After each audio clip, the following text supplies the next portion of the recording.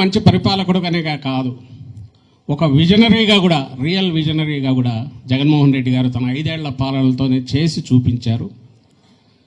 అలాంటి మహానాయకుడు, మన జాతి నాయకుడు, జాతీయ నాయకుడుగా కూడా పూర్తి అరుదైన నేతల్లో ఒకరైన మన జగన్మోహన్ రెడ్డి గారు, ఆయన నిండు 100 ఏళ్ళు పూర్తి ఆయురారోగ్యాలతో ప్రజల జీవితాలను మరింత బ్రహ్మాండమైన మలుపు తిప్పే రకంగా రాష్ట్ర ప్రజలను, దేశ ప్రజలకు కూడా ఒక దిశానిర్దేశం చేయగలిగిన నాయకుడిగా ఎదగాలనేది మనందరిది, కోట్లాది మంది ప్రజల ఆకాంక్ష.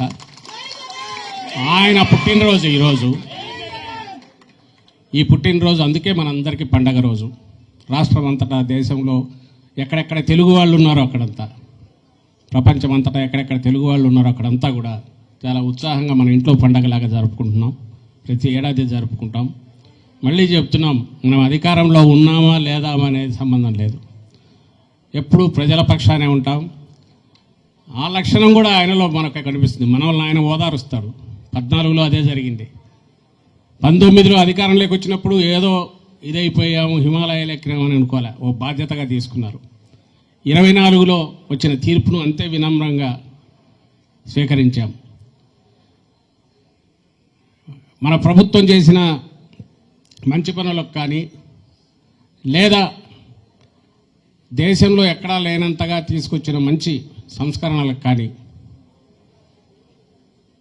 తిరుగులేని దీని మెజారిటీతో మళ్ళీ అధికారంలోకి రావాల్సిన మన పార్టీ, అన్ని శక్తులు ఏకమై అటువైపు నుంచి వచ్చిన దాడి, అలాగే లెక్కకు మించి చేయలేని హామీలు, ఏవైతే చేయలేమని ఎందుకంటున్నామంటే 5 నెలల్లో చేయట్లా, ఇంకా చేసే లక్షణం కూడా కనిపించట్లా.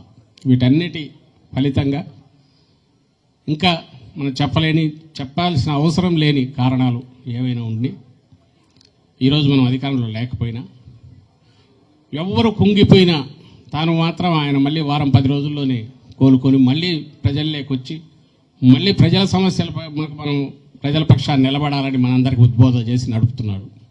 అంతటి దీశాలి ఆయన. ఉన్నంతకాలం మన పక్కన మనం ఆయనతో ఎంత ఆయనకు అండగా నిలబడతామో ఆయన మనకంత భరోసాగా ఉంటారు. అది అధికారం ఉండడం ఉండకపోవడం అనేది ఇష్యూ కాదు. మన పార్టీ ప్రజల పక్షాన్ని నిలబడుతుంది ఆ నేతృత్వంలో. సో మరోసారి రాష్ట్ర ప్రజల పక్షాన అంకితమైన పార్టీగా మన నాయకుడికి నిండు 100 ఏళ్ళు ఆయురారోగ్యాలతో ఆకాంక్షిస్తూ మనందరి తరఫున ఆయనకు పుట్టినరోజు శుభాకాంక్షలు తెలియజేస్తున్నాం.